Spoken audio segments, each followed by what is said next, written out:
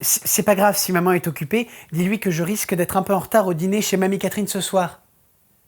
Tu lui dis, hein? Ah, la famille. Quand on se marie, on épouse un peu la famille de l'autre sans le savoir. Oui, Babette. Oui, c'est ce que je disais à Lucie, je suis en rendez-vous, là. Bien, tu m'excuseras auprès de Mamie Catherine et je vous rejoins. Avec la famille, il y a deux possibilités. Soit c'est un exemple à suivre dont on copie tous les codes et les valeurs qu'on a apprises. Copier, coller. Soit, au contraire, on ne veut pas ressembler à ce qu'on a vécu, et du coup, on se construit à l'inverse de ses parents. Supprimer, vider la corbeille. Après, dans le début du mariage, on se rend bien compte qu'on ne vient pas de nulle part, et que l'autre non plus d'ailleurs. On a chacun nos petites habitudes. Et c'est fou comme c'est l'autre qui nous le fait remarquer. Par exemple, chez Babette, on peut appeler à n'importe quel moment de la journée, ça ne lui pose aucun problème. Moi, quand elle m'appelle au travail, ça me rend dingue. Ma mère m'a toujours dit que c'était très impoli. Quoi encore? Ah, c'est le pape. Non mais moi j'ai trouvé ça formidable. Oui, sur la famille particulièrement. Là je fais quelques petites précisions mais c'est déjà super bien. Dans sa famille aussi, au pape, on appelle n'importe quand. L'important c'est de trouver des solutions. Voilà, avec ça j'aurai enfin la paix. Mais comment vous avez fait? Oui, je me doutais que c'était pas tellement l'idée. Oui.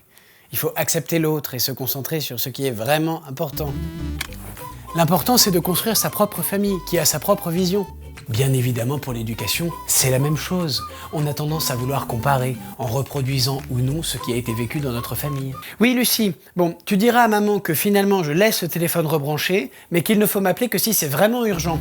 Bon, après, le risque en se comparant en permanence avec nos parents en particulier, c'est qu'on va penser que ce qu'on fait n'est jamais assez bien, jamais suffisant pour notre famille.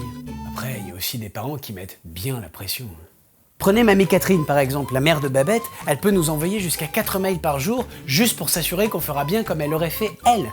Et là, c'est pas facile de prendre du recul. Le pire, c'est quand on ne suit pas les conseils de ses parents et qu'on se plante. Bah là, on ouvre la salve des t'aurais dû.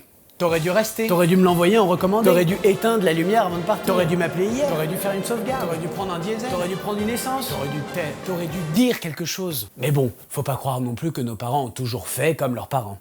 Dans ces cas-là, il faut être indulgent avec nous-mêmes. Chaque famille a ses faiblesses, mais aussi ses lieux de croissance. Et parfois, se planter en famille, ça renforce les liens. Une fois, en allant chez les parents de Babette, on est tombé en panne d'essence. Et ben, on a passé une très bonne soirée. Bon, c'est vrai qu'au début, ses parents n'étaient pas hyper contents, mais ils nous ont quand même rejoints et on a pu dîner tous ensemble, au bord de la Nationale 10. Du coup, maintenant, je laisse toujours une nappe dans la voiture, au cas où. C'est formidable de se dire qu'en se mariant, c'est deux modes de vie, deux façons de faire qui se mélangent pour en créer une nouvelle. Du coup, l'idée, à terme, c'est que toutes les familles fonctionnent pareil. Ah, c'est tout le contraire. Aujourd'hui, dans notre société, on trouve plusieurs formes de famille, plusieurs combos possibles. Le mariage à l'église, c'est une invitation à témoigner de la joie de se marier sous le regard de Dieu.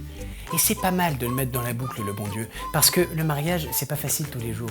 À travers les exigences de l'évangile, Jésus nous montre qu'il est possible de vivre un mariage heureux et positif. Ça, c'est bien une remarque de célibataire, tiens. Et nos familles sont invitées à devenir le reflet de cet amour-là, celui du Christ. Dites, c'est tout un programme, ça se passe comment? Il y a un mode d'emploi? Ah, ok, c'est dans l'autre sens. C'est en fait le Christ qui accompagne la famille à travers le sacrement du mariage. Il reste avec eux, les aide à se relever après leur chute, à se pardonner mutuellement, à porter leur fardeau. Et le fardeau, parfois, ça peut être sa belle-mère. Babette, j'espère que c'est urgent. Ah, Mamie Catherine, mais justement, je parlais de vous. Mais bien sûr, on vient toujours dîner ce soir. En fait, la famille, c'est un lieu idéal d'évangélisation.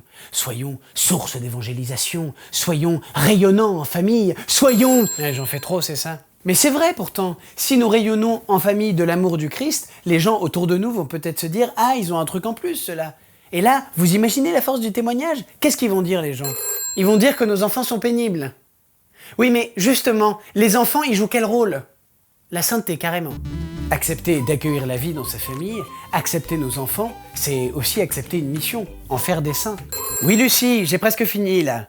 Tu sais, pour être sainte, tu pourrais peut-être arrêter d'appeler sans raison. Mais oui, la famille, c'est une autoroute vers la sainteté. L'idée, c'est de s'édifier, de se construire les uns les autres comme des saints. Bon, il y en a pour qui c'est plus facile que d'autres. Oui, je pensais à moi, oui. Ah, vous préférez quand je reste sur le sujet? Les enfants, c'est l'avenir de la famille. On mise beaucoup sur eux. Parfois un peu trop, d'ailleurs.